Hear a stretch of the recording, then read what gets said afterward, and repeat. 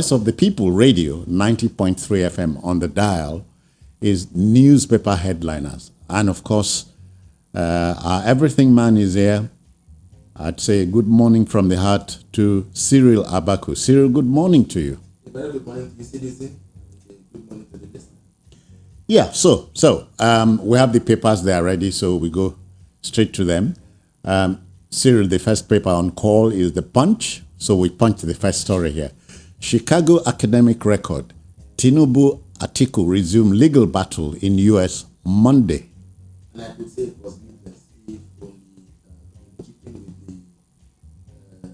with the last ruling, the school had, the president and the legal team had said, okay, it's fine. After all, the school has already indicated affirmatively that I was their student. And then simply go ahead to say, you want the records.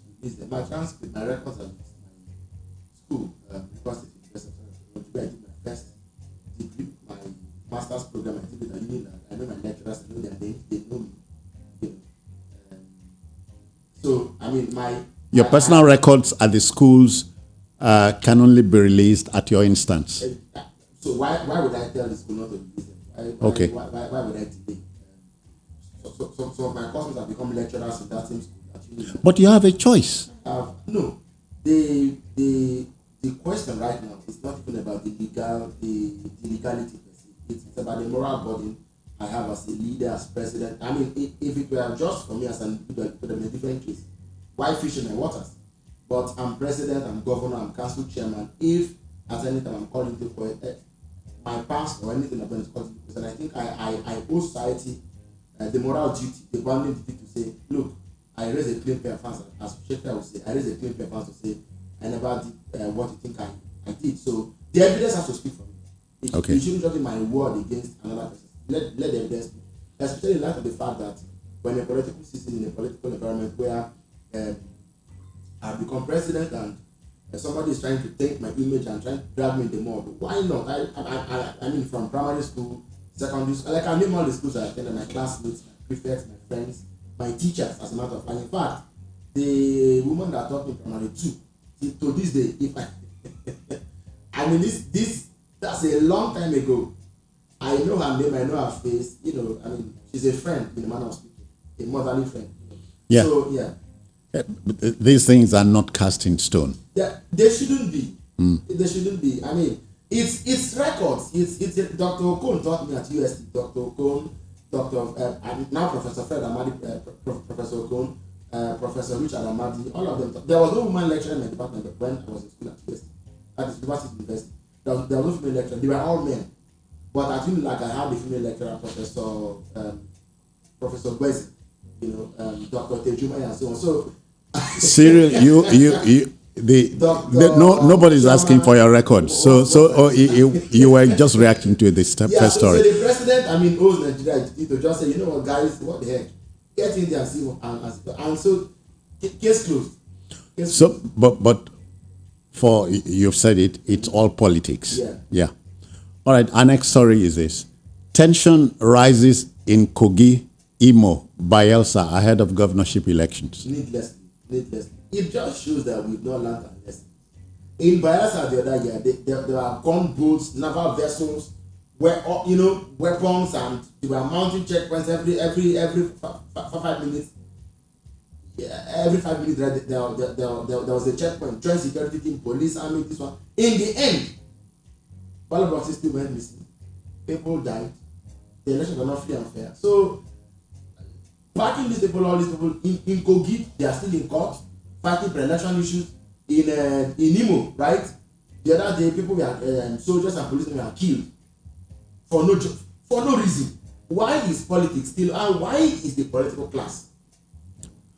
Why wouldn't they simply come together to say, you know what? If we lose this thing one day, all of us will lose it together. Why don't we feel every election cycle should teach us how to do the next elections better? But no. See, one thing is clear. One thing is clear here. The poignant lesson of history is man does not learn from history. So he makes the same mistakes. Politicians have a long way to go. Very long way to go. Yeah. And that's why they say that politics is too serious to be left to politicians alone. Left to them. Yeah. Amosu's APC faction reconciles with Abiodun. In Ogun State. Yeah. Ostensibly, Governor Abiodun is, is a man who has mastered the art of managing many relationships, because the other time I think it was Benga Daniel, now it's Amosun. Yeah, but come to think of it, that's a big one, because I know that he and Amosun couldn't have seen eye to eye a couple of years ago, especially when he got his first time ticket. They were daggers drawn. If this headline is anything to go by, then something major has given in the State, but the question will be what has really given. Okay. What has given? Just a lot may have to go into that. All right, just gone 10 minutes past 7. That's the time check from here. Newspaper headliners on the VOP radio. This next one. APC governorship candidate, not my cousin, says Yahya Bello. That's Kogi politics. It's what he said, but Kogi we need to pray for Kano, we need to pray for Kogi, we need to pray for Bayelsa and all these places. What can we do? If pray or do the right things. At our level, you and I. you are the warrior here. I'm not. You know why I say this? Now, God forbid, but if the usual song, if the usual things play out in Kogi, we will cry for the dead, we will mourn, we will come here, but so if we can't as much as go there to preach peace, then it's in the good book. It's in the good book. Yes. Let the dead bury the dead, and so on. So, but we're talking politics. Yes. The next story: Wike notified PDP before accepting ministerial offer. This is coming from NEC members. This matter of Wike and the PDP is such a big issue. If you read that story and got all the details, he did write to them, routing the letter. He wrote a letter to the party's leadership in the House of Reps, Senate, National Chairman of the party, which he routed through the Zonal Vice Chairman, Diamond. When you say routed, you mean rooted? Well, American, British, yeah. Okay, you're American. I should have known that. I'm not. I'm just being global. They won't no longer care whether you're speaking British, American, English. I'm sorry. Citizen just belongs to the old. Yeah. And I aspire to be like any. So, tell me what's in the new school. And thanks for the correction. So they said in the according to the story, the letter he had written to the national leader of the party was that he had made up his mind to answer the clarion call. He didn't write like saying approve. He said I have decided. So in that context, the party didn't reply that letter. But the concern is that the so-called neck of the party has people who are loyal to Wike and people who may not be loyal to him. So-called. So it's not something that you could just put a call and say, guys, if you call the vote, you didn't know what was going to happen. So they had to place it by just keeping quiet and saying, anything we can want to make him do, at least notify us. So if that passes for acceptance and approval, I leave it to your judgment. Yeah, this next story, Cyril, should slow you down. Tribal marks and ancient culture lost to civilization. Yeah, I saw. Yeah, it slowed you down. Yeah. I like the art of tribal marks. Yeah. If I were Yoruba, I've been given some kind of, is it? They know they clean them. 6 hours or 8 or some days. They know they clean them. And I grew up. I won't regret it. I won't have been my parents for putting those masks. Yeah. I like those masks. But yeah. But transferring it to your children would be a different kettle of fish. I won't do it. because I don't know how they feel when they grow up. But if I did give no wonder it is lost to civilization. Yeah, well, so I met a man who said he traveled to South Africa one time. Somebody accosted me at the airport and said, "You must be African." He said, "Of course, I'm black." Yeah. He said, "You must be Nigerian." The person was trying to tell him that he was from Ogbomoso because the Ogbomoso marks are unique. Peculiar. They are peculiar. Each of the Yoruba sub are unique. And that's it. For me, I think the more on the face, the bolder and the more on the face, the merrier. How about this palliative palaver? Yeah. It means if I have a friend who has tribal marks, I'll be like. Should we look for one? Please don't. Okay. All right. Palliative palaver. Bloody fights as Nigerians jostle, throw punches, sharing rice, beans, and so on. You know, funny, oh, it's not funny. It's not. We are not at war.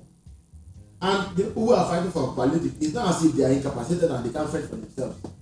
It is simply that we made this thing by choice to come to a point where we now have to be killing. Nigerians scream for food. Really? And in the 21st century, Nigerians scream for food. Nigerians can walk, can toil, can labor, can sweat it out any day. I'm telling you that this palliative is not palliative anything. How did the chairman of the party in the local government or in the world trying to beat up a commissioner? You know, just it's on the picture and for the story. The what chairman and the commissioner were looking for what to eat. Were they hungry? So clearly, this thing is job for the boys. Give me, make I give my own structure, my own constituency. What does that even mean? This whole palliative thing was ill-conceived, misconceived, and should be deconceived Okay. as soon as possible. And let's And misapplied. So, I mean, you can add as many as Yeah, you want, but yeah. the fact that something is terribly wrong. Please, listen to this. Can I even just add this? Is anybody observing how this palliative is going? And is leadership concerned that they might have gotten this thing wrong, and that something better has to come on board? Because clearly, this have you seen anybody bring palliative to your door or on your street? I go even collect them. So who is sharing what? All right. Who is sharing what? Cyril, another story They in the give Punch. contract for somebody that provide the nylon. Contract for somebody that provide the grains. Contract for somebody that provide the stickers on the. Cyril, we are a long, long way from home. Very long way from there. Okay. Very long way from civilization. Okay. Deal with this story. It's a feature. How do men cope with being broke? If it was in Port Harcourt, I would have told you how to cope with it. Just look for a way to get your white table. Start it well and iron it. When the thing has stood like rock of Gibraltar, no matter what is in your pocket. When rain touch you. You can wear it now. But as far as you wear that white shirt, I mean, you go there fine. All right, Cyril, let's move to the Nation newspapers now. It leads with this one. Indefinite strike. MAN, that's what you call man, NECA, and others kick as NLC decides Tuesday. They will decide Tuesday, but I think that the NLC strike, whether it comes or not, because right now, I honestly don't know what NLC is up to. But even if it came, the problem is more than strike. We're losing value. I personally don't think that a government that took subsidy off the table brought palliatives as its substitute. Now I believe they should have seen that the palliative is not going anywhere. The president talked about CNGs, about compressed gas, compressed natural gas powered vehicle.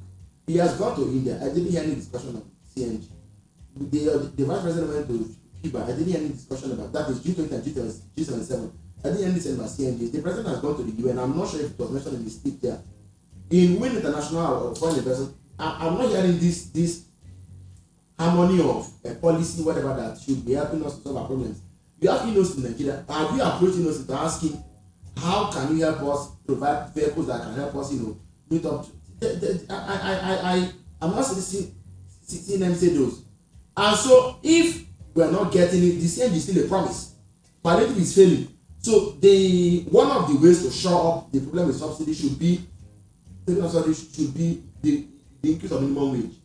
And what we had the other time, yesterday, the government has already increased salaries of junior workers in universities. This sort of staccato hazard thing, how will it help us? Why don't we sit down with the NLC and have a proper negotiation?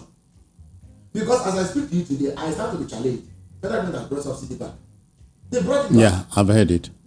I said it just some weeks ago. Now they brought it back. So how do you go from taking subsidy off the table? We are buying fuel for 200 naira. Now you brought subsidy back and we're buying fuel for much higher. Who is subsidizing who? The president needs to understand something. Let me quickly learn.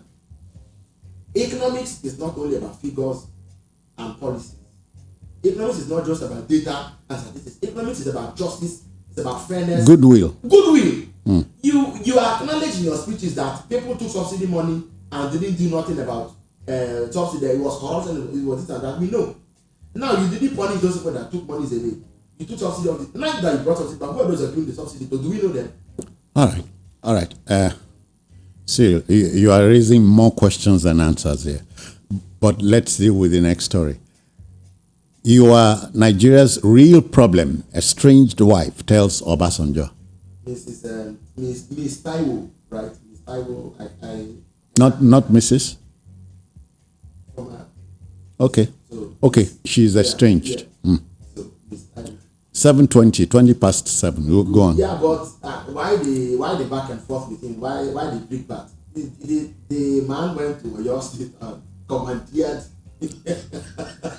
the monarchs to stand up and sit back. Then she comes to say, "Come on, apologies for what? Is it my husband or Mr. Basanjoti? Apologies for what, Mr. Basanjoti?" And then he comes. Did you read the statement he issued asking her to not to speak for him again? Let me be euphemistic. And now she's still coming back to talk again. I don't know. I know Mr. Basanjoti is not quiet. Shakespeare has a line for this. Mm-hmm. Hell hath no fury, like a woman scorned. Yeah. So we'll leave it there. Tricyclist who returned 50 million naira offered 4 wives as reward. No. Is that what he wants? I'm sharing this story with you. If that's what he wants. But the news is not saying he refused. A good man, and again it's an offer, a good man that would rather be contented. With one wife? With one wife, than keep. Okay, so in this stead, if he was giving one of the 4, it would have been okay. No, I'm just asking.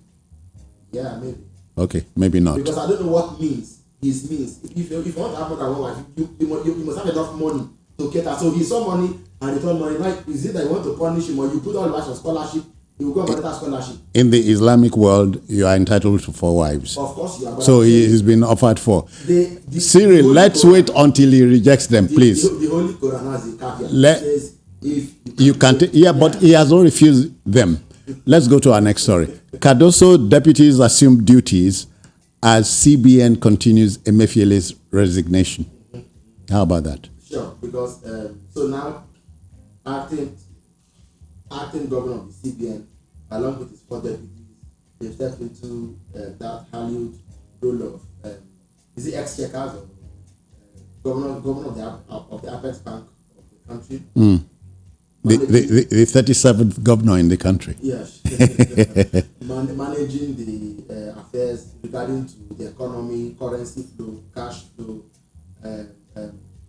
currency control, and so on. We pray for him and hope that he brings his A game to the CBN. For some years, it has been trouble. It has been topsy-turvy at Nigeria's Apex, but hopefully, it brings many years of experience. He's not a macroeconomist. He's a commercial banker. Yeah. Hopefully, he will be able to adapt his skills. So he should do a lot of business with Nigerians. Which is in a manner of speaking. Yeah, but in a manner of speaking, of course. Although he's not there to do business. He's there to manage. Yeah, I'm using the word business loosely. Okay, okay. So you have to adapt his skills to transfer his skills. Let's go to Delta, where the governor Oborevori, Oborevori. Oh, really? Oborevori. I think so I'm wondering what the V is doing there. You are a man of language and pronunciation. No, it's all right. It's all right. Oborevori charges traditional rulers to secure their kingdoms. Yes, they should. Because they are partners in security, they are partners in safety, they are partners. Hardly can anything happen. They should be partners in progress. Of course, but it takes me to your state. Remember when your former governor, your last but one governor, chided traditional fathers and said to one, you, and all that. That governor is a man of his own kind. Okay. I sincerely, and our children shouldn't see those sort of things. The governor should be talking to traditional rulers in that way. Our children should not see him as a lamppost. Of course. Yeah. As a beacon. No. They never should. You don't talk to real fathers in that yeah. sense. it's on becoming a republic. That's why they are royal. Sure and their terms are not tenured. And you see, there are very few states in this country that parade the sort of royal fathers that have international recognition. In a meeting where you have a sitting judge of a people, a sitting Obong, and you just stand up and say and you're talking to these people who before they became royal fathers had been great achievers in their own rights, retired military generals, and you just come and say you look at Bayelsa, for example, one of Nigeria's finest and thoroughbred engineers who was former NFPC GMD is the meaning of name, is the man of name. You expect that mention the tone brass. Alfred Itespif, former governor, and then so the governor goes and says in the same, even if you wanted to chide any of them, you don't do that in the presence of men like that. So I mean, you didn't do well, but I'm glad that Governor Borewere is asking the royal fathers the sign of the times, perhaps. No, but men can always redeem the times if they so wish. Okay. O2 demands more attention for federal roads in Cross River, and why not? Governor 2 of Cross River, Basio 2. Of course, more attention, but when will that happen? How fast can you push for that to come to pass? What I put on the table, the Minister of Works will have to go around the country. He's been trying already. I think he has to look at the areas or places where priority should lie. In my view, what should happen? The government should declare tax credit to companies operating in all these places and say, if you can use concrete or coal to fix roads, we'll give you tax credit. I think if we did that, a lot of companies will come into the picture and people will help government to fix these roads. Anything other than that, you will go very tired. You see, the thing is that when the minister is not from your zone or from your state, it will be a very long road to get anything done. Sadly, it's the way Nigeria has come to be. Cyril, that is not a rule of the thumb, because I remember in the Obasanjo years, the Minister of Works was from Edo. The road to his Urumi home was not done. No, I mean, and what did people say about him? Okay. He was a man who misread. I'm not making a case for tribalism or for nepotism. No, I'm not. But we've come to observe it, that you will be in a better place to draw development to your side. Look at it. People are saying the president is forming Oduduwa Republic, and whereas it is, I mean, even for President Tinubu, listen, it is not good for the optics if you have a lot of Yoruba, a lot of negotiations in the government. But the fact is, when you say Tinubu is being nepotistic or compared with who? With Buhari. Don't you know Buhari's record? So this is the problem. It is wrong. Begs a lot of questions. Begs a lot of questions. See this. How many people from minorities from the South have you seen around the president? Apart from Akpabio? How many have you seen around the president? When Obasanjo was a very nationalistic person, when he was president, at least he even had Ufo Tekait as SGF. How many Southerners, even Igbo, have you seen around the president? And tomorrow, if Iwanyamu or Okorafor becomes president and brings in his brothers into government, they will say he's being tribalistic. Let's get this straight. Two things are at play here. We condemn tribalism, okay? But the fact is that if you are not there, they're not going to remember your tribe. Yeah. So let's. So the answer is fight to be there. Fight to be there and do the right thing anyway. All right. Don't be tribalistic, but it's the stark picture that we find. Cyril, come with me to The Guardian, next paper. Record labels are neither toxic enclaves nor torture chambers for artists. This is in reference to the fast-rising singer, songwriter, and rapper Ifeoluwa Oladimeji Aloba, a.k.a. Mohbad. Is this speaking from the dead? No. Record labels. This is like a feature I'm saying in The Guardian. Record labels are neither toxic enclaves nor torture chambers for artists. I would like to think that the author should have said record labels should not be. Otherwise, citizen, indeed and indeed, they are and have become.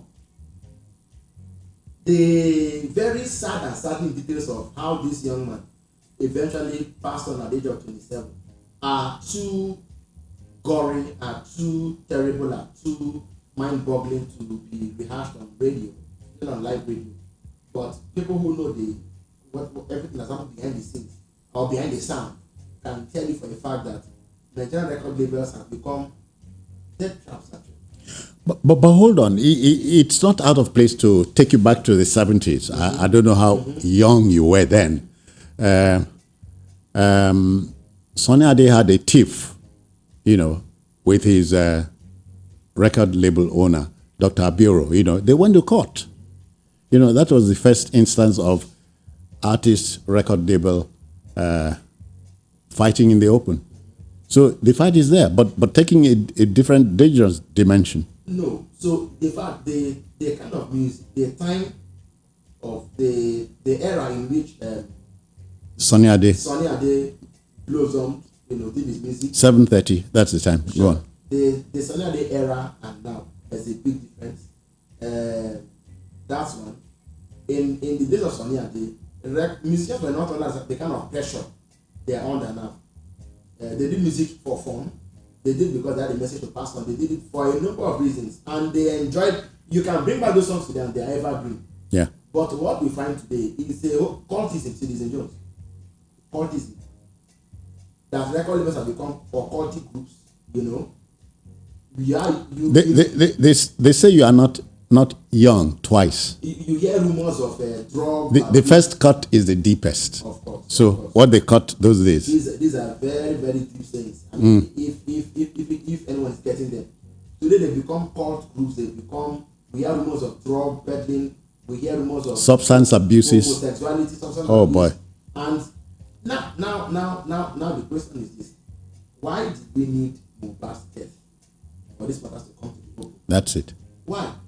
How come we never knew about these things? That's nature at work. How come nobody? It's not nature. It's about choices, deliberate choices. The owner of the record label that Mohbad was a part of was a young man that flew a private jet into Abuja when the whole country was put on lockdown. And nothing happened. And he's walking free. Choice. So Nigeria cannot blame anybody. Okay. Nigeria, blame yourself. Or the devil. It's not the devil. Nigeria, blame yourself. Okay. All right. You know the story. They say even Satan is angry. I never see. His address? He is angry with Nigeria. Bob Satan or who? Satan is angry that Nigeria is beating into his own game. Make we go beggar. Cyril, don't wound me this morning. Let's get to hardcore politics now. Moved Wang's election reaffirmed APC to appeal. I guess that's setting Moved Wang. That's Plateau. The Plateau governor. Yeah. Well, the tribunal affirmed his victory. Am I correct? They did. Anybody wants to take an appeal to, it's okay. But please, let's just hope that justice is the main thing that happens. I have said it time and again. Something is wrong, and we can't put blame on the judiciary. We need to interrogate the purpose of the ballot, but we need to ask him questions. What is the matter with you?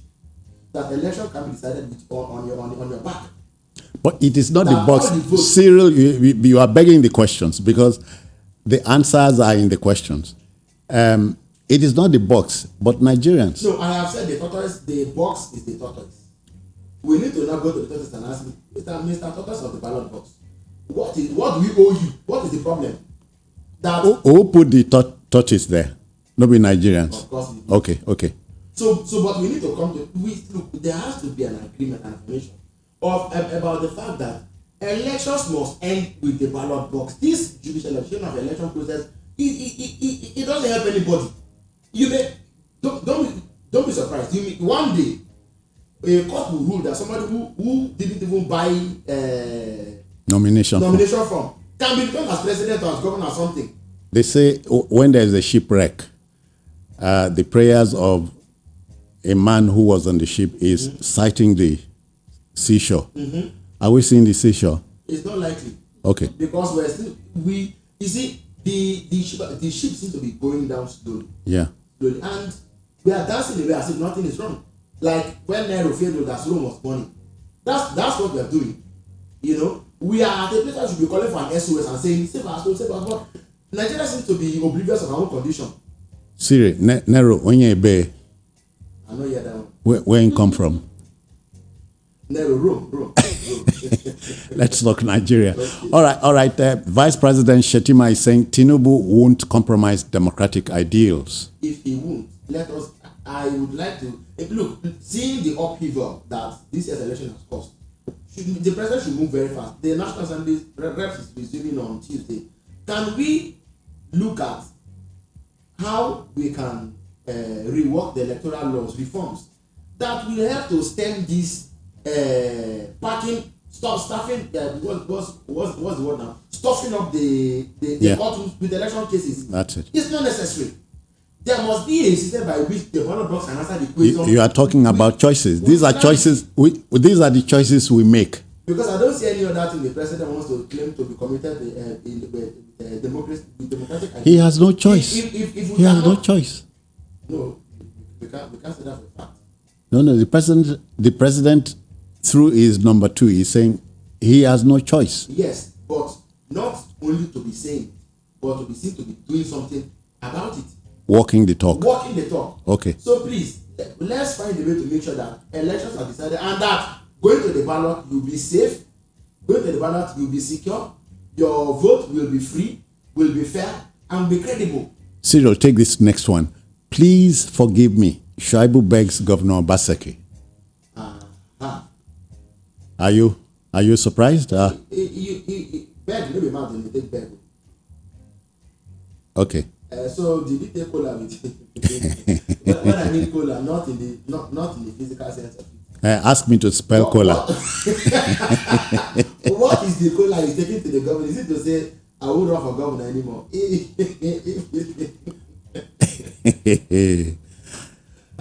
This drama, he's begging now.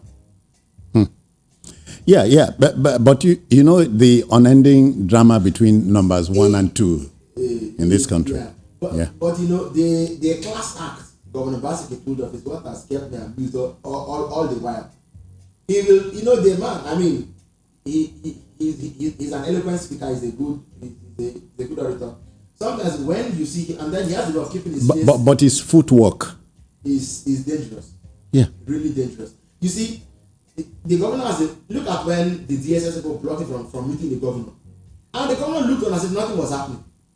Just kept his act, kept his class, and kept his school, and acted as if he was not aware. Then later he said he was not aware that they did come on. That was too cheeky, you know. And largely, we've had more the cry of the deputy governor than the pinching of the governor himself. Let me take you to Kenya. Like I said, the governor has no hand on the smoking gun. I attempt to humor you a little. They say in Kenya, when the husband of a woman with a fat behind dies, they bury him quickly. Is that among the are you relating the picture? You didn't get me. Let's see the next story. It's not true. NLC denies commencing indefinite strike. This is from the Daily Post.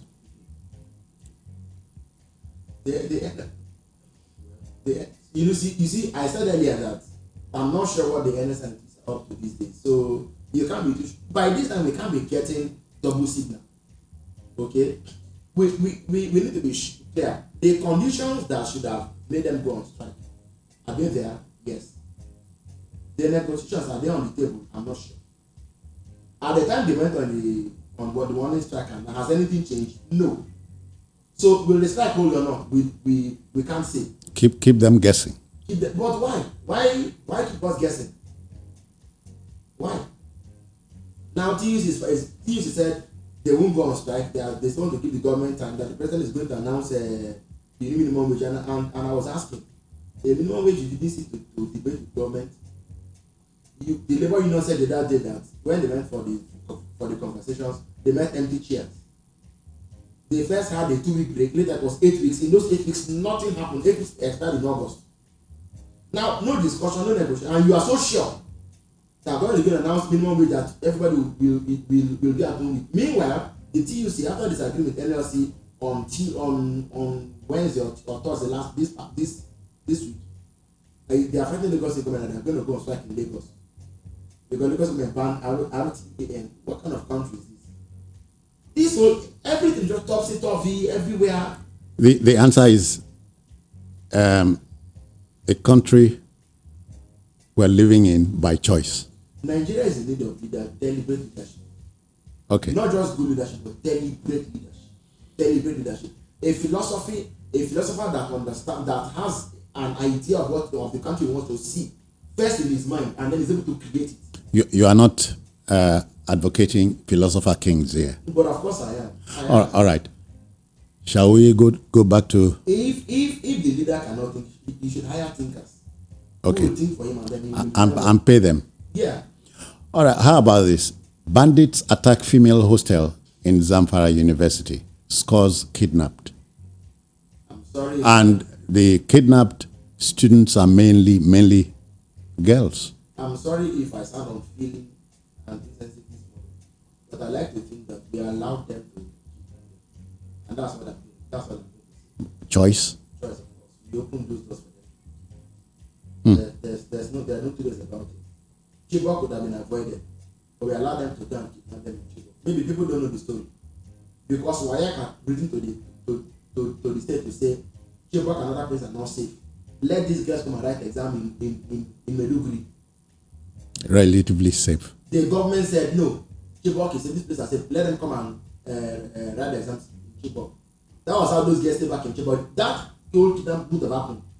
The night of the kidnap, the commissioner was away from the state to go and do medical check, whatever. No resistance. When they went to Chibok, they just opened the school gate. That is, it was in the school. Just pick them and went away with them. Like went to take them for a picnic. No, security from where are you? I was not there. I didn't see anything. Whatever it was. Serial choices. Then that commissioner, that principal later became a commissioner. As if he was promoted. Yeah. So are you quarreling with that? I'm not. My prayers are with the Zamfara girls, but while you pray, let's take the next story. FG warns fuel station operators against pump alteration. What? You're warning them.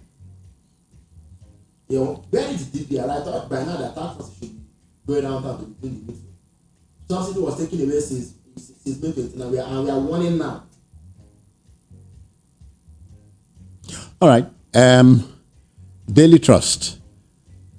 It leads with this one. Presidency withdraws statement on Tinubu as first African leader to ring NASDAQ bell. They can't put. Julie was putting the blame on the third party organizer. I beg to differ. How in Asoro don't they have historians and people that know what is going on in the world? Jakaya, the creator of Tanzania, the former president of Tanzania, rang that bell in 2011. So anybody following news and following what's going on around the world should know this. President Tinubu was not. This was how in Buhari's time they came and said that Martin Luther King's his sister or so was going to award the president, and it was all like all a lie. The president came out and said that Martin Luther King's daughter or sister, you know. When it wasn't true, these are we are a country that does not even love history. We're supposed to have official historians in Aso Rock there, whose work should be to help vet some of these things. The president is going to NASDAQ, and NASDAQ is a well-known international institution. The second biggest stock in America. We could have avoided this whole embarrassment. We could have, sincerely speaking. How do you claim that the president of Nigeria is the first president in Buhari's time we are awarding national degrees to people who honors of people who have died? Okay. Citizen, are you thinking what I'm thinking? I told you somebody was angry with this country. Okay. You said the devil. Okay. Army busts illegal gun factory, recovers weapons. Well, that was a joke. Now, the army story. Thank God. Initially, we were told that we were the biggest traffic or hub for light weapons on the continent. 4.5 million, how many million light weapons in the country? And now there's the gun factory. Whereas soldiers are looking for how to what is it, Daikon or so, our own factory. In Kaduna. And yet, some people are now build. Why gun technology? Why? I wonder why this gun problem it has become what it is in our country. You know, the other time, excuse me, at about 2 or 3 occasions, custom intercepted a cache of arms coming into the country. You imagine whether we are going to go to war. Several pump action rifles, all sorts of weapons start and being imported into the country. Not once, not twice. In different places, you know, we keep uncovering and discovering these things. So I'm just wondering why this obsession with the gun in our country. Who is trying to prepare for war or for something that we don't know about yet? All right. The Tribune is here. Let's quickly go through the stories. Reps to resume legislative activities Tuesday. Yeah. They've been on recess since July 26th or 27th. Constitutionally. What does that mean? 2 solid months of doing nothing. And they are earning. Why are they not going? In fact, they are earning, and if you are not earning, it will be different. They are earning and trying to debate what they're earning and what they're not earning. Because after somebody said that each of them 200 million naira, they came to deny it. It not be saying we know they earn, but no, don't put out, you know, the wrong figure, or don't put out the figure basically. Now, they claim that for that as a house they have 470 bills are past first reading. How many more bills are past second reading? As if all of them will become wrong. 2 solid months away from work. How many employers in the world tolerate that? When you're not on annual leave, 2 solid months away. All right. How about this? Federal government approves 25% pay rise, rather, I should say. FG approves 25% pay rise for lecturers in federal institutions. Junior lecturers, I think, because they left the ones of senior lecturers at 35%. The problem is beyond a pay rise. A lot of things require urgent attention in this country. COEs and polytechnics. COEs where people are now going to work twice a week. Maybe that's why they rush to build them. But I think there should be a holistic. Sometimes you just have a feeling that government is not really clear about what it is they want to achieve. I find it a bit difficult. Why don't you sit down and have a holistic template of what you want to do? Why this today TUC will not go on strike? I don't know how they increase their own pay. COEs and polytechnics, federal polytechnics separately. NLC. Is it deliberate divide and rule, or I don't seem to get it. All right. I don't seem to understand what is going on. I think at this point that you appear confused. Let's apply the brakes. I'm not confused. Okay. I'm only mirroring government's apparent confusion. Okay. All right then. So the stories, we are done with the stories. The stories are in. So how do you react to the stories shared, or a particular story that catches your fancy, as we always say? Let's swing the microphone over to you, the listener. 0700 903 903 903. Let's go. Our first caller is here. So we said good morning to you. Hello, good morning to you. Hello, are you there? No luck? Oh dear. All right, please keep trying. Hello, good morning. Hello? Yeah. Morning, sir. Can you hear me? I can. I think I did a little something wrong. Yeah. So you're on air now. Okay. This is a miracle from Ikotun. Miracle, let's go. I don't know if you guys are seeing the pattern here. I'm talking about the increment of the lecturers' salary. They are increasing lecturer salary, and they are putting more money on the university education for students in the country. Is it good like that? I discovered that anything that has to do with the youth in this country, they don't take into consideration at all. They are increasing salary for. I'm not saying it's bad, but you know, you are increasing salary for them, and you're also increasing the student tuition. not to interject unnecessarily. Our business is not to opinionate. We simply tell you the story. That's all. The stories. No, I understand, but there's a pattern here that I don't like with the government. I'm not saying the understand me? pattern. It's not fair. Okay. It's not fair. Thank you very much. Okay, I thank you. 0700 903 903 903. That, yeah. I do share with atmosphere. Anybody with a thought, with deep knowledge of the challenge it is of being a youth in Nigeria today will encourage school enrollment and tertiary education very well. I don't seem to understand why they are taking subsidies of education. For people that are paying maybe 20,000 naira as fees to now start paying the 100,000 or more. We are telling them not to go to school anymore. How can the government that prides them as a progressive reference government now be doing this? All right, another caller. Good morning to you. Hello, morning, senior citizen. I greet you, sir. Yeah, it's in Nemeka from Ejibo. Nemeka, and Cyril is also here. Okay. I guess you. I come to tell you. I come to tell you also make you no blame am for for being pissed about this and further issue.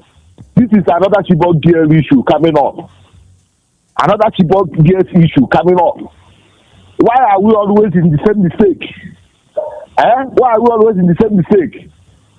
And this vice now, you know that this is what probably behind your record, and this is happening again under your watch. They have to do something before, because we are not going to take this Chibok gears matter anymore from them. That is what I want to contribute this morning. I'm not happy with that. All right, sir. All right, then. Thank you. I'm done, sir. Yeah, thank you too. Keep listening. 0700 903 903 903.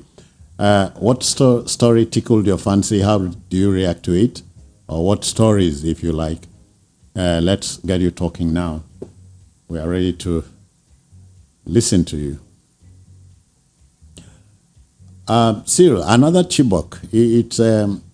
I share his sentiment, we could have preempted any situation. There was Chibok, there was Dutch. And targeting females must tell you and I, they are trying to make a statement. There is no way, the way these things happen, there's a pattern. There's no way these things can be happening without A cause. a cause, connivance, complicity, whatever it is. Hello, good morning to you. Hello, good morning. Yes, sir. Good morning, gentlemen. Yeah, your name? My name is Femi. Femi. My name is Femi. I'm calling from Isodo. Go on, sir. Yeah, I want to make my comment on the banditry in Zamfara. I think it's high time we take a close look at Nigeria police, the role they can play in this situation. Because if you look at series of incidents that has happened, if Nigeria police want to work, they work to your amazement. And I strongly believe that it is not always necessary that you have to use hard approach in solving this problem. There's some soft approach that could be used, especially with police ability to gather intelligence. Because most of these bandits collect their money, they have people that collect it from them, save it for them, do whatever they can do with it. And I believe Nigeria police are in a better position to spot most of these things and make sure that we don't necessarily have to even use bullets to solve most of these problems, especially based on intelligence gathering. Yeah. So I strongly believe if Nigeria police is well mobilized, they can play a big role in solving this banditry problem. Thank you. Many thanks. Sir, that's true. Very true. The Nigerian police alone has a lot of units. Yeah. Elite tactical units that can take these people out without the help of the army, without anybody coming to the team. Okay. Will we empower them? Are we really willing and ready to? The last caller just talked about intel gathering, and mine is interagency. Let me even give Nigerians a shot. At the time the Dapchi kidnap happened, the excuse they came to give was that that when one team left, the other team came to take was there to take over when the kidnap took place. It was all a lie. A joint security team comprising police, NSCDC, army, and so on, is in charge of the security. Is in charge of the security. So the excuse that the NSCDC was going to take over from the police was all a lie. How is it that in a country that, and those guys we are making phone calls saying, "Okay, we've taken them, and now we are taking them away." All right, Cyril, one last call. Good morning to you. Please keep your radio out of it, please. If you want me to take it. My radio is off. All right, sir. So my name is Wilfred. I'm calling from Okeafa in Lagos. All right, go on. My take is keep your radio out of it. I'm hearing my radio still. Your radio is still on, please. The radio is not with me again. Okay, don't let it interfere. Go on.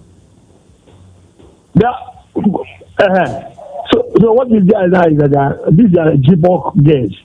I don't even know why. We are not talking about Chibok. The girls involved are of the university in Adamawa. Zamfara, right? Zamfara, right? They are not. They are not. They are different. Please, let's talk about the Zamfara, please. Okay, Zamfara.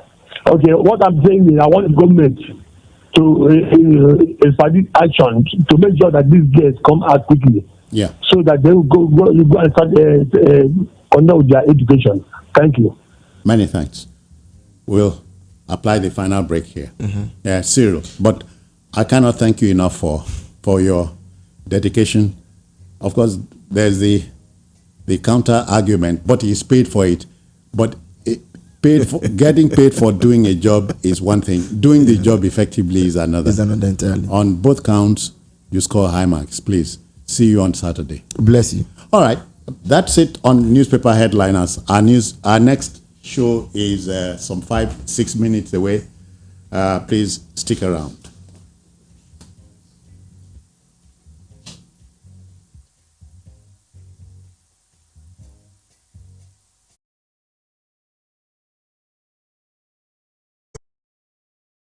Smile that helps you come alive.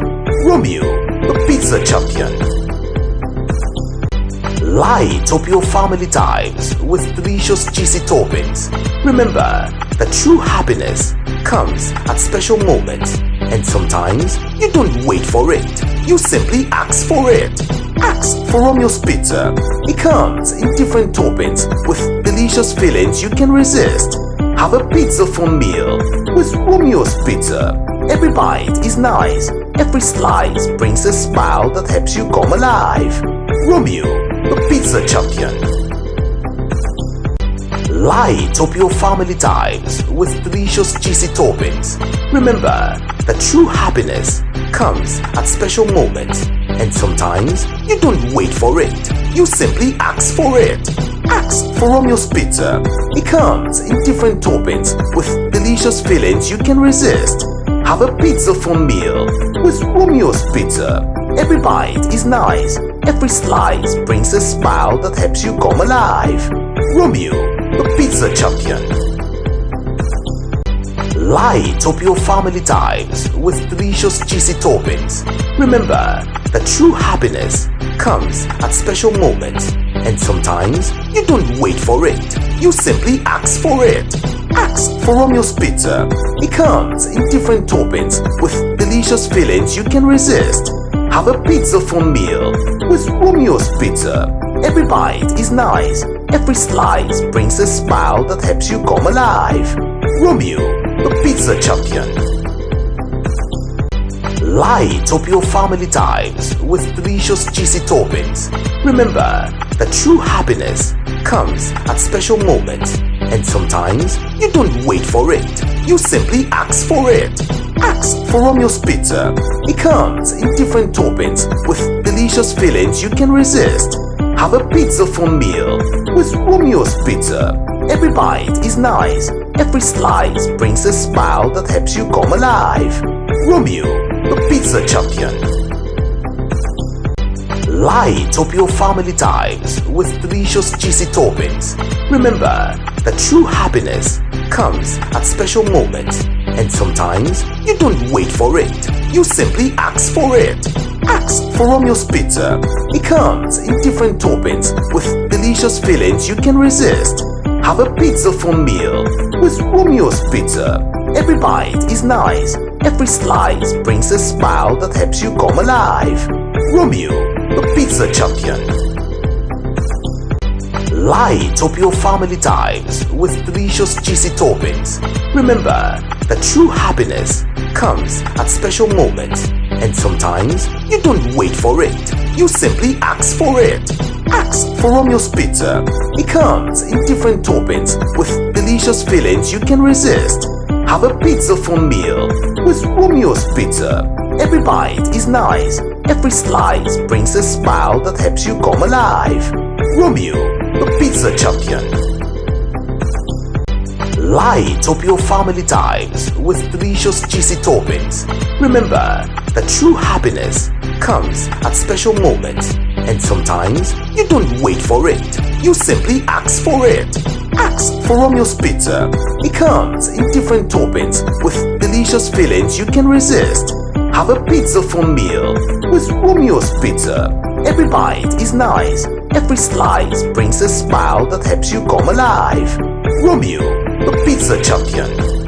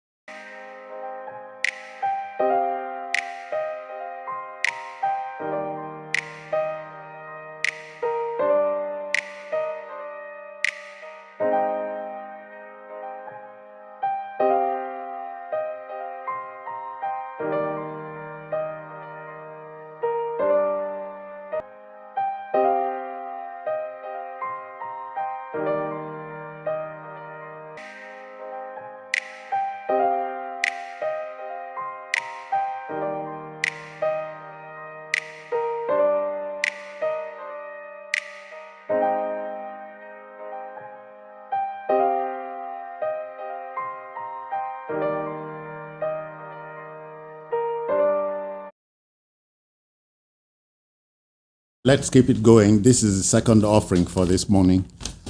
Citizen Jones this morning. And we're looking at the dilemma of a number two citizen in Nigeria where the constitution is helpless. The dilemma of a number two citizen in Nigeria where the constitution appears helpless. You know, arguably, the toughest job to land today in Nigeria is that of a number two man, either at the center as vice president or the state level as deputy governor. Even though you are an elected public official, you stay on the job or get kicked by the legislature. Now, the position of a vice president or deputy governor as the case may be, in our country, carries a burden which is not helped by the Constitution. And so frosty relationships between number one citizens and their vices and deputies have become recurring decimals since the Fourth Republic birthed here in 1999. We must mention, though, that in the Second Republic, pockets of mutual suspicion almost tore politicians apart. Who can forget the near-death situation between Governor Adekunle Ajasin then and his deputy governor, Akin Omoboriowo in Ondo State? Fast forward to now. The political ambition of the number two man had always stood in the way. The number one man demands untainted loyalty, and why not? First, it was the breakneck quarrel between Obasanjo and his vice, then Atiku Abubakar. Lately, the Edo and Ondo states scenarios become overbearing. All had to do with the number one citizen believing that his number two was planning to supplant him. The politics of succession in our country is not orderly. So total chaos and, in extreme case, anarchy takes center stage. In Edo State, for instance, the Deputy Governor Philip Shuaibu is fighting frantically for survival, while his counterpart in Ondo State, Honorable Lucky Ayedatiwa, I hope I got that right, is hoping that the god of politics would come to his aid now that impeachment train is aiming for his doorstep. Where does help come from? Or who and what saves the number two citizen in our country? Let's have a discussion this morning. I have two gentlemen. Well, neither of them had been number one or two, but not far from.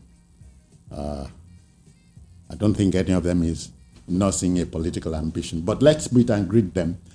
In no particular order, let's meet chartered accountant, political commentator Tumi Olowe. Tumi is a proud son of Osun State, right? Yes. Yeah, okay. Good morning, citizens. Good morning, listeners at all. And then the other guest is an attorney at law, and for good measure is a constitutional lawyer. Please meet and greet Barrister Evans Ufere. I greet you, Evans. Good morning, Mr. Jones. Good morning to listeners. Yeah, gentlemen, the dilemma of a number two citizen in Nigeria where the constitution is helpless. Evans, lay the groundwork. Well, the constitution is not exactly completely hopeless. Helpless. Helpless, except that the constitutional provision for removal is cumbersome. And that is why most times where the House members, either at the National Assembly or the House of Assembly, as the case may be, for the center you have the National Assembly where you have the two houses, and then for the state you have the House of Assembly. But there are 8 steps that is provided by the Constitution in Section 143 and Section 188 respectively. 8 steps at removing number 2. Yes. Now the steps at removing number 2 is not different from the step at removing number 1, both at the center and at the region, that is the state. So I want to run through the 8 steps. I don't know whether I have the time to do that. The first is where the House, in their estimation, consider the action or inaction of the deputy governor, in this case, that he has committed a gross misconduct. Gross misconduct is defined by the Constitution as a grave violation of the provisions of the Constitution. So when that is established, the first step is that a notice of removal must be signed by 1/3 of the House. 1/3, a notice of removal. And that notice of removal is communicated to the office holder. Now, the second step is that the speaker will... He has how many days? I'll get there. Okay. I'll get there. Now, the second step is that the speaker, will specify the details of the gross misconduct. Okay. And then that is served on the adverse party. That is the holder of the office. Then within 14 days, the holder of that office may reply or choose not to reply. But whatever the case might be, he's given that opportunity to do so. And that is the third step. Then the fourth step is that the House will pass a motion or a resolution to investigate the matter, and then cause the chief judge of the state, to approve and make an appointment of 7-man panel. Okay, and these persons must be persons of unquestionable integrity.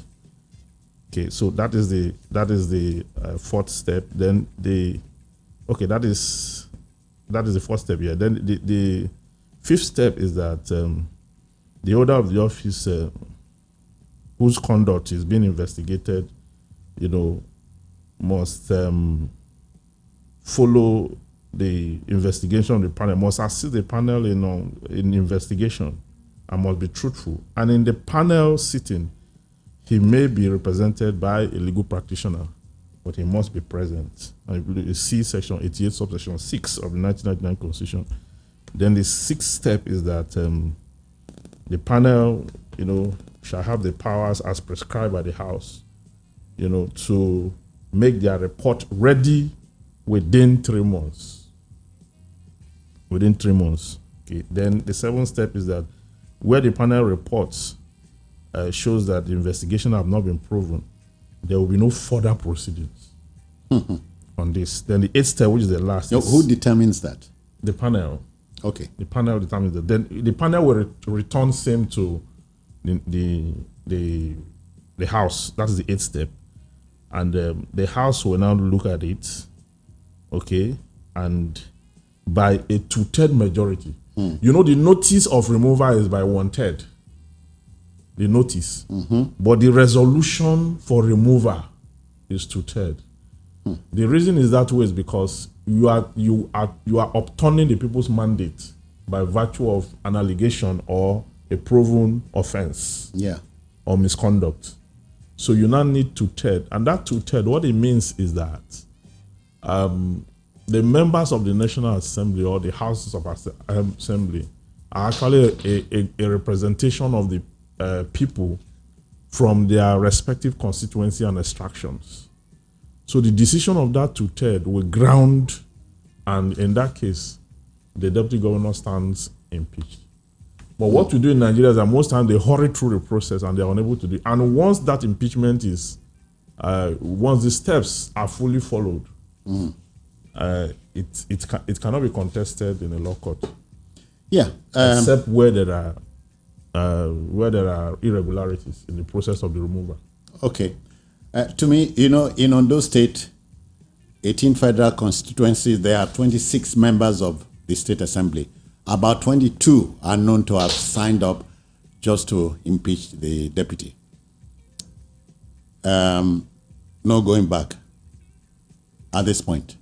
Well, you see, the dilemma of a vice or a deputy in Nigerian political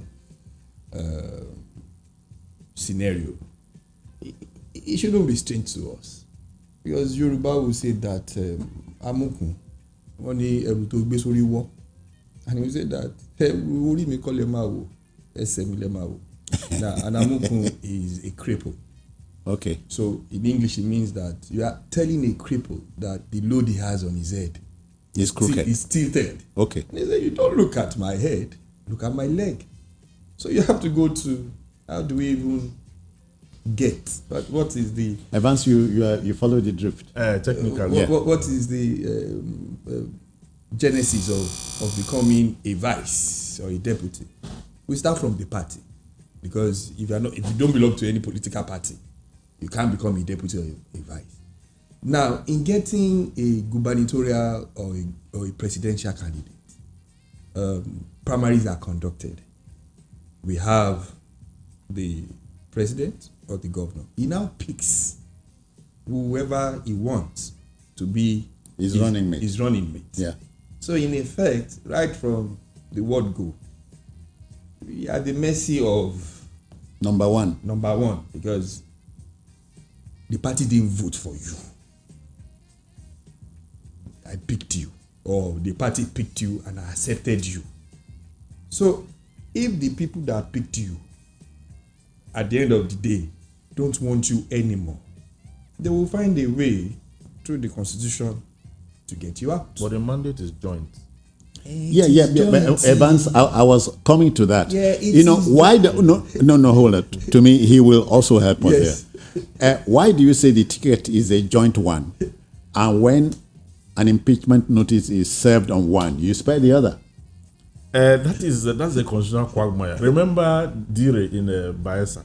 When his own case had to pull out the governor when he lost it. This is someone that was rehearsing already. It was less than 24 hours. 24 hours. And the mistake, Of the or deputy. the multiple names, allegations of there had about 8 names or thereabout, pulled him out.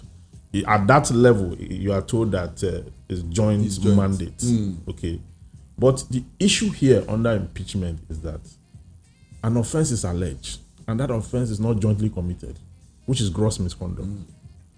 But the dilemma in our system is that the most defective part of our system, where we rubbish the constitution, is that the National Assembly or House of Assembly, the House of Assembly to be specific, that's supposed to be independent, they are subservient to the governor. That is where I'm coming to. You didn't let me finish. So when you are subservient to the governor now, they got at the end of the day. You didn't let me finish. Evans, let him go there. Okay. So what I'm going to do is I hope he has not exhausted your words. No. Right. So that's what I'm saying. When you start from the genesis, he comes on board. We pick. So you don't look at the load. You don't look at the you look at crippled so leg. the man comes in, is a spare tire. That is the reality of it. Because really, when you look at the constitution, what are the duties that are assigned to the deputy? Yeah. Or the But vice? the deputy and or the vice has assigned duties by the constitution. That the president can effectively notify. We saw what Obasanjo did with Deputy governors in state, to me, one of their major assignments is to see to boundaries between the boundaries between one state or another. And the chieftaincy matters. Chieftaincy But you matters. know, there's also there is also a commissioner for local government. Yeah. So effectively, the governor can make the vice redundant. We are seeing what is happening in Edo. Do we look at the load here, which is the constitution? That's why I said, you see, it's complex. But ab initio, the person was picked. It wasn't as if we voted for you, or if the candidate, the governor or the president is a strong person. He can decide that it is known as a running mate. As a running mate. So, so the number 2 is given. Is just as far as the reality of it. Leave all what we've written down. The man is a spare tire. If you do my bidding, if you cooperate with me, we would enjoy this regime together. Yeah. If you decide to start growing wings, I'll clip all your wings. Hold on.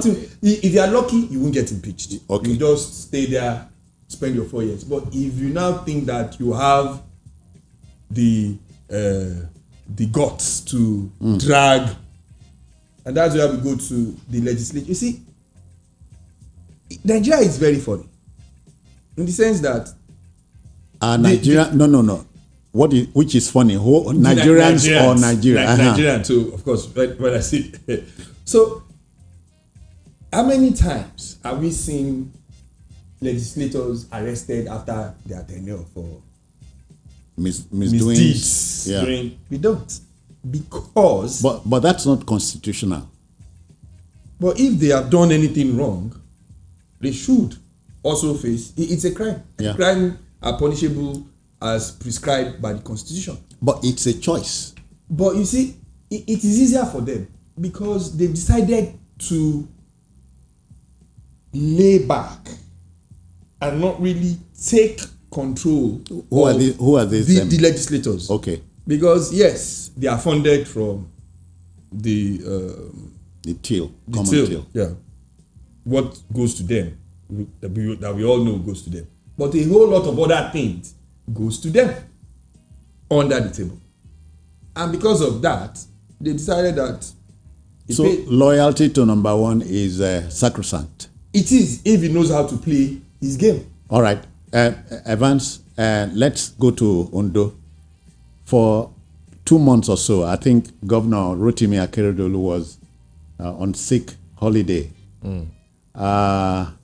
Then he, in a letter as demanded by the Constitution, Governor Akeredolu transmitted to number two, take charge until I come back. In the intervening period, it is said that the ambition of number two came to the fore, and so mutual suspicion. That's a crime? Well, what the Constitution forbids is gross misconduct. Now, if you say mutual suspicion, the mutual suspicion must be defined in the context of gross misconduct. What are the offenses that he has committed? You know that when you are reading that, they said that in their opinion. No, that's what I'm saying. Hold on. There must be constitutional infractions which are specified. Okay. Constitutional wrongdoing. Yes, constitutional wrongdoings which are specified. Okay. The reason the word in their opinion is used is because at that stage it's an allegation. Yes. So anybody can bring it up, but you must exhaust the steps. Yeah. My query at this point is it wrong for number two to have a political ambition? It is not wrong for number two to have a political ambition, but he must know where to draw the line. That's it. He must know that substantive at the period where the governor is the one. Recall that you have said it is not a crime to have a political ambition. It's not, but it's an offense to aspire. It's an offense to breach the provisions of the Constitution he took an oath to defend. You know, it's an offense. You understand? So, the Constitution, the way the Constitution speak as though it is not in consonance with the happenings of our society. The Constitution is far removed from the conduct of politicians. The conduct of politicians is that the legislature is no longer. Are you saying the framers of the Constitution are not Nigerians? No, I'm not saying they are not Nigerians. They are Nigerians, but what the Constitution presented an ideal situation.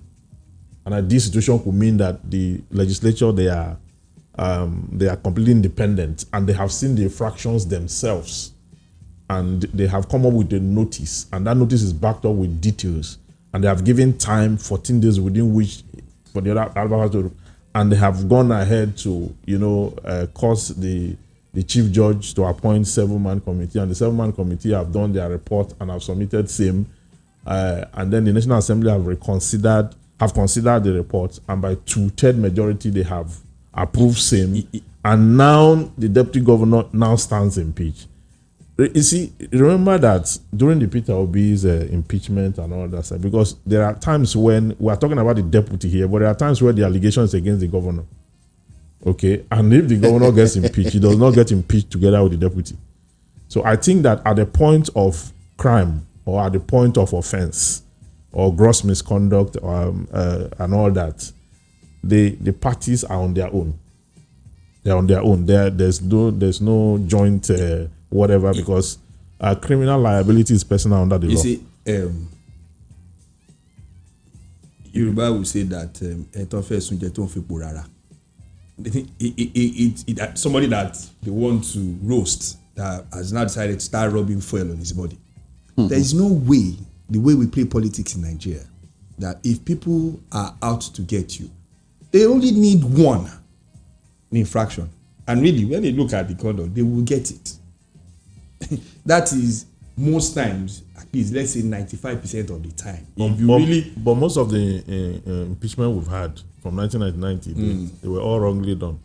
And that is why they were upturned. Peter Obi's own, and then... how many deputy governors' owns were upturned? The steps... How many deputy governors' own have been upturned? And because those ones were not properly contested, because if they did not exhaust the step, because I've not seen where the National Assembly took it. I mean, the panel alone have 3 months. Have you seen any impeachment that went through that long 3 months? Yes, that's what I'm saying. Conclusion and all that. Politicians. Actually, I don't know whether they have the full complement of legislators in Edo State now. In the last cycle, they had only less than half that were inaugurated for 4 years. But you see, because politicians understand this game that they play, and for most of us, we just, maybe because we like this person or something, we don't sit back to look at it. When the last assembly, the last National Assembly, passed the amendment for independence for state legislators, judiciary, and local government, surprisingly, most states that even think we are progressive voted against it. Yes. So, because they voted against independence. Yes. Because most of the governor appoint caretaker, whatever. You see, it's good for them to be independent, really. But like I said, those streams under the bridge that is only them that can see will not let them be independent. Really, they should be independent. But they're going to ask themselves, why are one day? Somebody has said that even if they have local government autonomy now, and the federal government sends the money direct to the local government chairman, that most local government chairman will carry that money and go and give the governor. Yes, because they want to be subservient because of the strings. But the Constitution has not made it so. The Constitution has not made it so. What the Constitution did was the issue of 162, where the Constitution created a joint account unwittingly, where the governor now is in the custody and then of the funds. the operations. And like I said earlier, it pays these people because they are not held responsible. They just say it's not that their agenda is not for the larger good of society. Yes, that's what I'm saying. If it were, that's why really I don't bother myself when they start chasing themselves about. Yes. Let me announce it's 8:26 because it's not in my favor. There's no need for that. It's 8:26 a.m. and the listener perhaps loves to know what we're talking about. We are discussing the dilemma, that's the problem of a number 2 citizen in Nigeria, where the Constitution appears to be helpless. Thankfully, we have a constitutional lawyer at the studio this morning, Evans Ofeli, and Tumi Olowe is a chartered accountant. Gentlemen, at this point, it might be proper to introduce the 48 Laws of Power written by American author Robert Greene. They say it's cunning, Machiavellian, blah, blah, blah, blah. But the laws are something to guide the politician. Number one. To guide human conduct. Because really, it's like a psychologist just providing laws. You are saying the same thing. A man is a political. He's political. Very political. So even inside church. And emotional at the same time. The politics is more in the church. There was a disciple that brought the mother to meet Jesus. And told Jesus that when you leave, I want my son to take over. In the Bible. Yeah. So it's just our nature. This thing about politics. All right. Law number 1, according to Robert Greene, is Oga is number 1. Yes, don't outshine your master. Don't outshine the master. And they say in the street parlance, no measure body with Oga. Number 3 law is don't show your hand too soon. Meaning, if you have an ambition, conceal your intention. But is it possible to conceal an intention, especially in an environment like ours? It is possible when you know that you are still within the bounds of the substantive office. I mean, if you are still within the bounds of the substantive office, you need to slow down your ambition. Alhaji Atiku Abubakar did not obey law number 3. When he had that problem with Obasanjo. The problem came from the third term something. Not really from. Is the third term? No. It started towards the end of first term. When Obasanjo wanted to go for second term. According to gist that we heard, I wasn't there. He had to prostrate for him. Because Obasanjo was facing what's it called? Impeachment proceedings. Apart from that, remember Gali Nahaba led the House of Representatives. The party framework and the governors was let's say in the hand of Atiku, and he needed them on his side. So he had to stoop low to get that. And of course, for number one to be stooping low for number two to get what he wants, which is the saying day he gets it, he's going to come it back means and at that point number two also has some power. Yes. Okay. Ufeli, take us to Edo State, where the relationship between Shuaibu, number two, and number one, Obaseki, became frosty. Yes, it became frosty because what do you call it now? Shuaibu had made also showed his hand.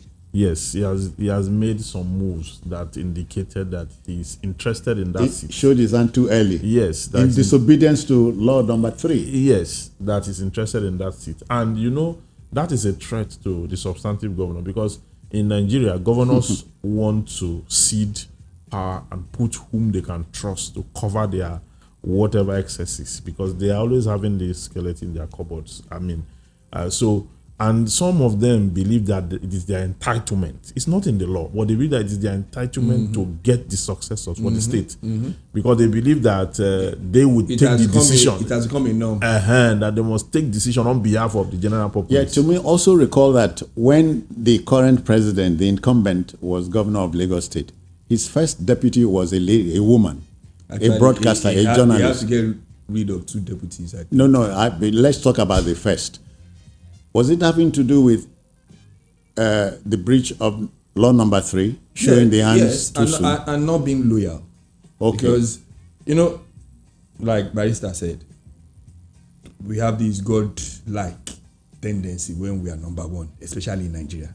Even if you go to offices, HR people feel they are God. They feel, they're not even number 1, but because of the position that they hold, most organizations, HR people behave like God. So they can hire and fire. Yeah, they can recommend make life difficult for you. Recommend your sack.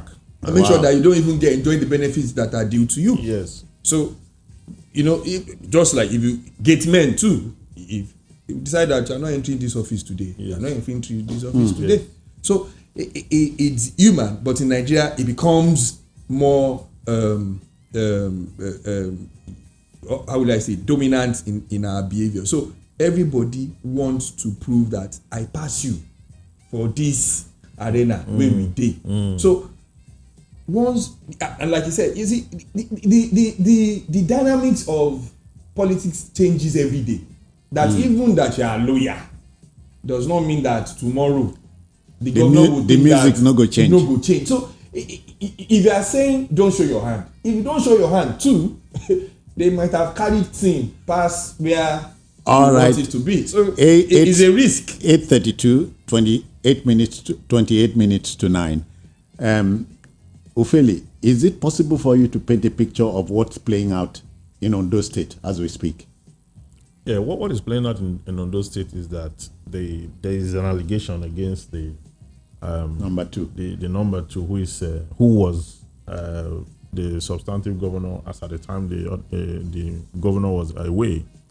Okay, and that allegation has gone further to the House, and there seems to be a quest now to get him out. They have gotten to a stage where it's going to be difficult for him to survive it. He has to be a very strong person to weather this storm, because just like Tyrion Lannister was told in the Game of Thrones by one of the Maester when he was talking about the king, that the king is not acting well, and he told him that the kings lack the caution of common men. The moment he stood in for the governor, there are people, were watching, and they've seen the signs. That, the hawks. Yes, they've seen signs that this guy have a tendency to scheming. Yes, to even declare himself the governor, even in the and there were allegations too that some people, he was among those who carried the rumor that the governor is gone. Yeah, and things like that. Though those are not substantiated until you get a final report of these proceedings. Then that will now determine whether because the guy still have some persons in the side too in the house. Yeah. So but out of a 26 man house, 22 have signed for his removal. 22 because there's also eye service too. There are those who don't want to offend the governor, who necessarily don't want the guy out, but don't want to offend the governor. The job of because they are not independent. That's the issue. It is just the calculation. They are not independent. The next election that is playing out, and the deputy governor, of course, right from time had his own ambition, but as it was playing out, it was seemingly not going to work for him until the governor went on his medical leave, and he decided to use that to consolidate his position. Of course, he had to show his hands, because sitting back, for him, it was just like an opportunity to, because if the governor had not gone, he wasn't going to be. He would make his attempt, but the ground was not strong for him. So he got the opportunity and went the whole hog. So what he's paying for now, as far as the people there are concerned, is disloyalty. Yeah. Yes, Gentlemen, let's go back to Robert Greene's 48 Laws of Power. Law number 5, reputation is everything. Protect it. Yes. Gentlemen, law number 15, destroy your enemy completely. Yes, reputation is everything. You have to protect it, because the moment you are perceived to be disloyal or cruel or whatever you call it, not in tune with what is the norm, you will be kicked out, or there will be some. What is going on now is to weaken him. Okay, just showing that you don't have the power. Yes, that's exactly Throw what's him going under on. the bus. So I will subscribe to law number 1. That's 100% loyalty. We've seen cases where governors serve their 8 years, 4 years leave, and support their number 2. Support to also clinch and in politics. So you need to have that if you have broken law number 1, you will pay. You will keep fighting throughout. Yes, because a lot of people, as long as the governor is still on seat, a lot of people want to please him. Yeah, because the contracts, this and that, and all that. And in politics too, sometimes or most times, it's playing the long game. Now, for example, according to gist on the street, the person that is taking the spot of the former Speaker of the House of Representatives heard that on several occasions he's been asked to hold on, let this person do this thing, the elder. Rather, hold on, let this person do Make this your thing. time come. Make your time come. So it's been waiting for maybe more than 6-7 years, and then this one came and said, now you go do it. All right. So that is, but most people can't wait, because there are cases where, gentlemen, am I to go home with the notion that in politics honesty no play part?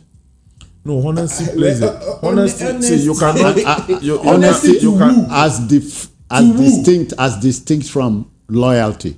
Honesty to who? Honesty plays a role, but loyalty plays a bigger role. Because if you look at, there are cases where honesty to who? To who? Honesty to the people and honesty to the government. Yourselves? Is it the honesty to the because people come there last?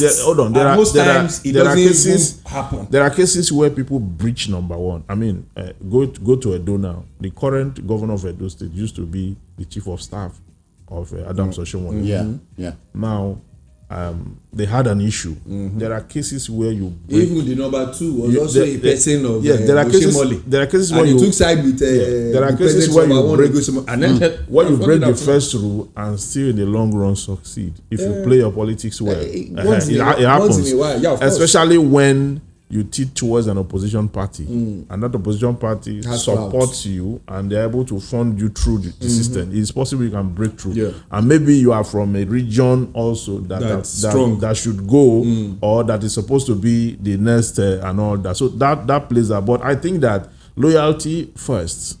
Like you said, that's what I'm saying. Honesty to who? Honesty to the. You see, politics is not a honest game at because all. So it is not. In the nature of man, the man have a way of, when power is involved, people, drop the virtues of life. Politicians will always Just land to, there. So when you are saying honesty, clinch. that's why I'm asking honesty to who?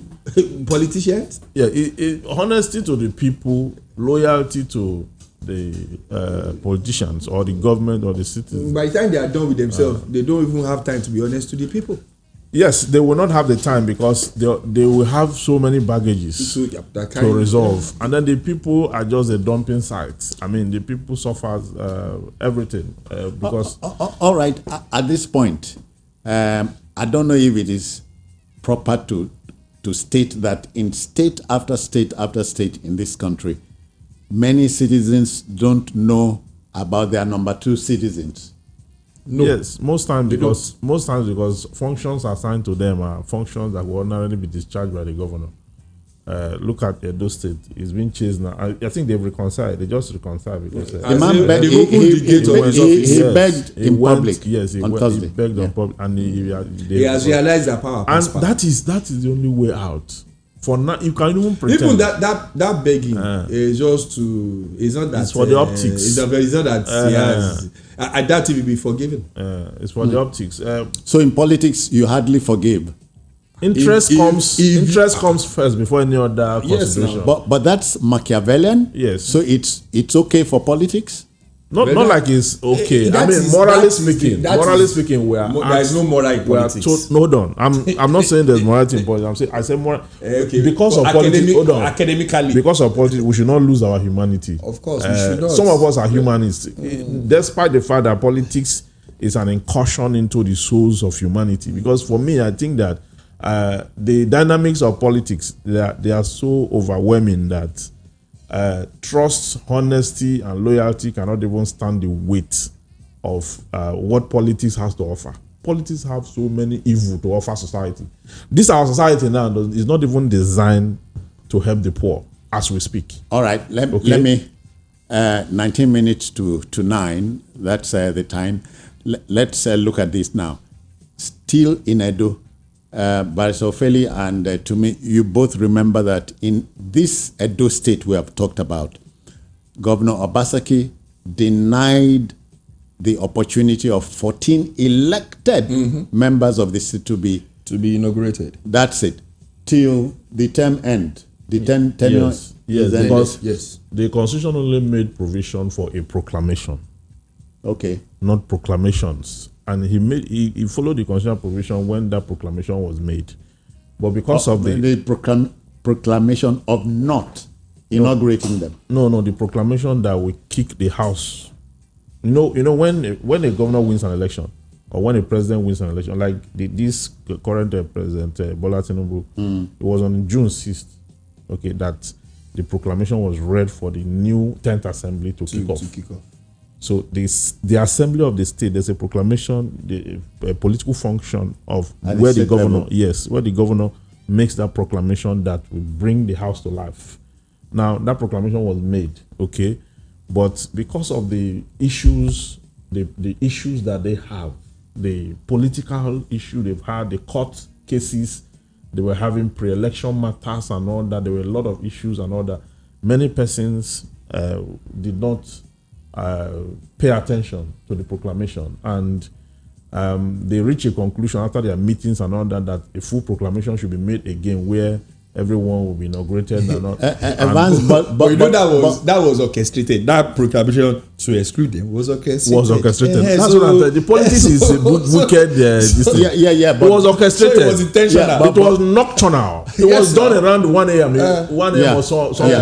Yeah, gentlemen. So let's. Like the bus stop analyst, I'm looking at the 14 members of the state assembly that were not inaugurated.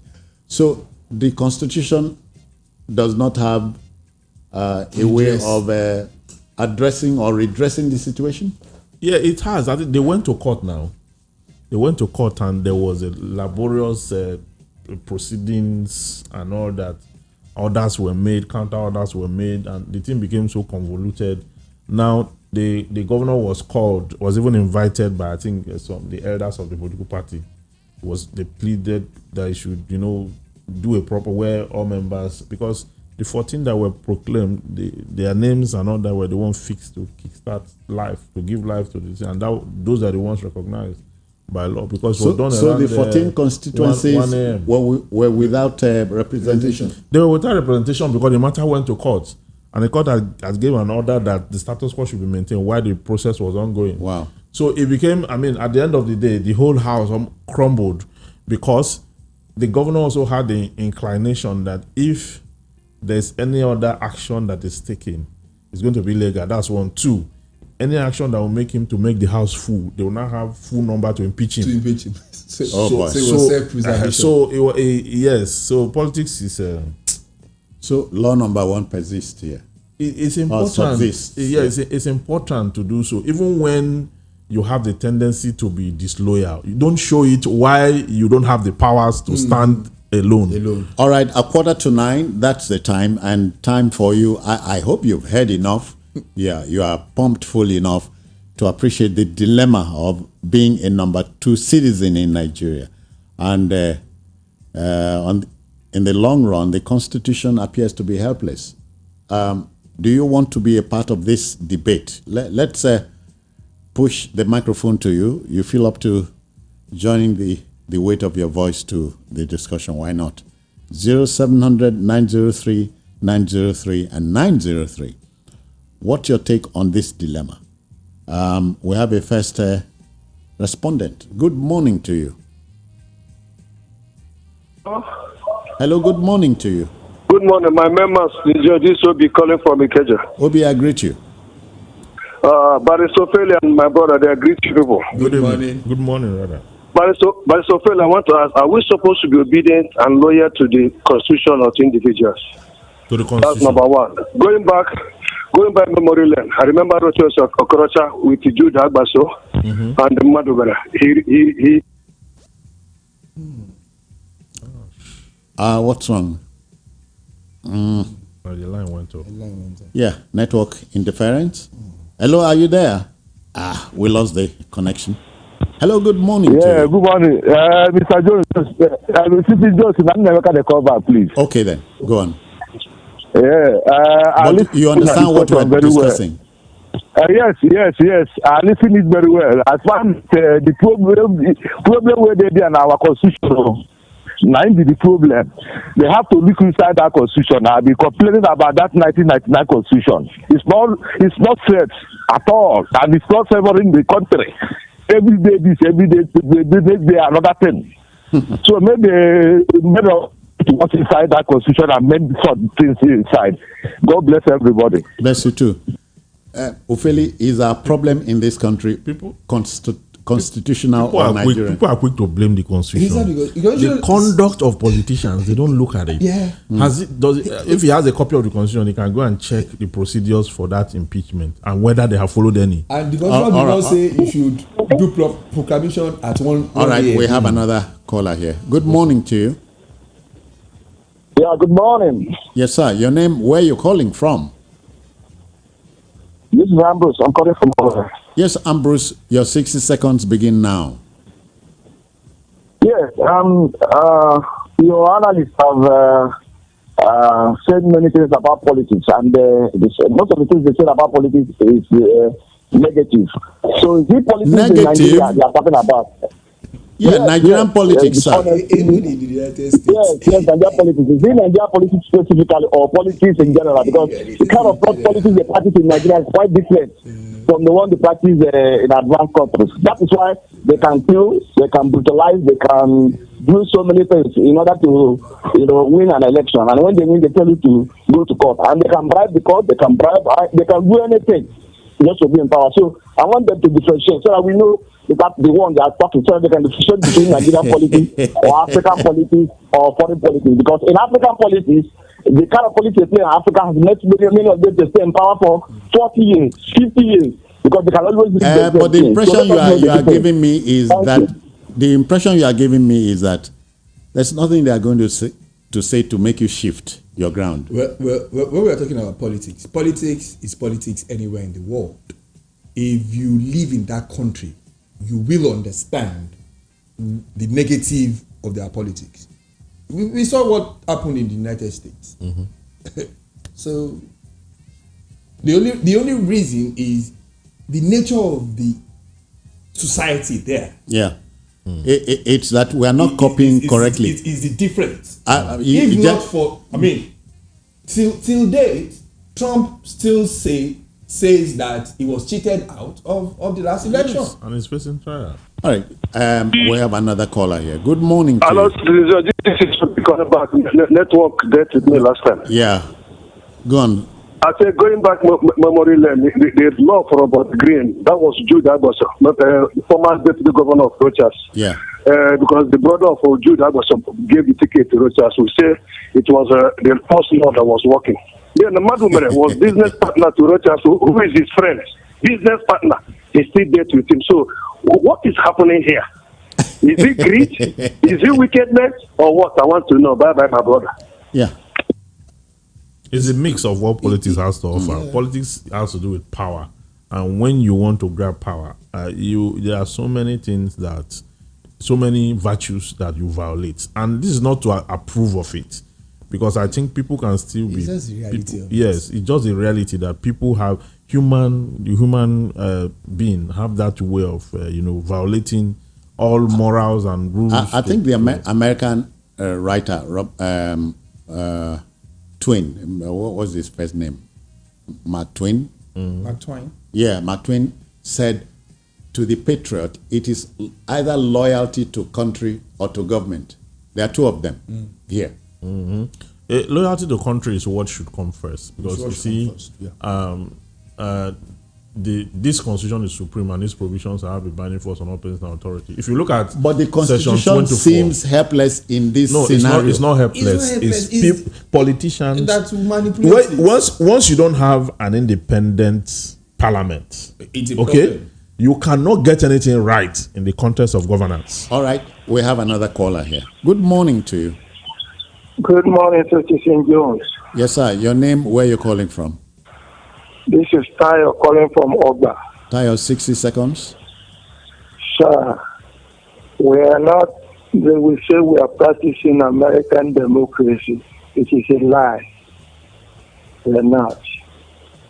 In America, the governors, they don't have access to the state money. Presidents don't release money. They elect a chartered accountant, they call them comptroller. What governor does is just to whatever how they want to spend the money, the budget. Another person executes it. And that is chalk of my life. When in California, the governor is Democrat, the lieutenant governor is a Republican, the same ticket. And both of them, they work in the same office because they don't want corruption. Everything in Nigeria is about corruption. Let's separate that ticket. Okay. Let everybody be running separately. Thank you. In Nigeria, is it plausible? In Nigeria, the president does not. We have the procedure. He doesn't sign the money out. They still the accountant general and stuff that will do the. But because in Nigeria, we collude a lot.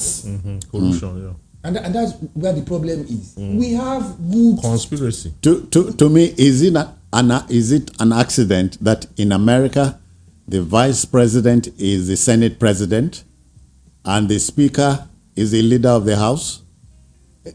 Otherwise, the speaker is the number 3 man. Yes. But here we are elected to make the Senate president a separate entity. Is the number 3 man, speaker number 4. Is it the level of development of the society would also go a long way in determining how we. But we cannot. To me, we cannot say we belong in the Stone Age in Nigeria after close to 63 years. 63 years. You see, the reality is our greed. What we manifest greed a whole lot in different ways, wherever we find ourselves, whether in politics, in the. If you check frauds in universities and see what CNN chief medical directors, VCs, but are done. And these are people too. And are doing. And are doing. That will become governors. So yeah, it's just our nature. To me, let's go quickly to the bar. Gentlemen of the bar are not helping the situation. No, what you say? Well, what are the gentlemen on the bar doing? That you're saying they're not helping the situation. A lawyer sees that a particular case is hopeless, so to speak. He encourages. No case is hopeless. Okay. It is a court that decides. It is determined. Yeah, it is a court that decides that. So because you must earn your fees. No, not because you must earn your fees. You see, the law provides that. Section 35, 36 of the Constitution give every client a right to a lawyer of his choice. When you don't even have a lawyer, it is the duty of the state to provide one. And every case, you see, if you bring an allegation now that my client has killed someone, the law is that you must provide a lawyer for him. And if I take up the brief, I'm not going to that court to tell the court I did not kill anybody. I'm asking the prosecution to prove that because they could have been mistaken identity. They could have been. Okay. It may not be murder. It may be manslaughter. It may not be intentional. Yeah. It may be accidental. No. It may be so. These are because otherwise it pays the politician or the country to hire a brilliant lawyer who argues this case and wins even at the apex court. Gentlemen, we must go because time is tight. The next show is about coming. The last word on this matter cannot be said here today, but let me thank for the last time Barrister Evans Ofeli for coming. Thank you. And of course, Tumi Olowe. Many thanks. My pleasure. We rest the situation here, but many thanks should go to the studio folks led by Thank God and supported by B-Blast. I'm out of here.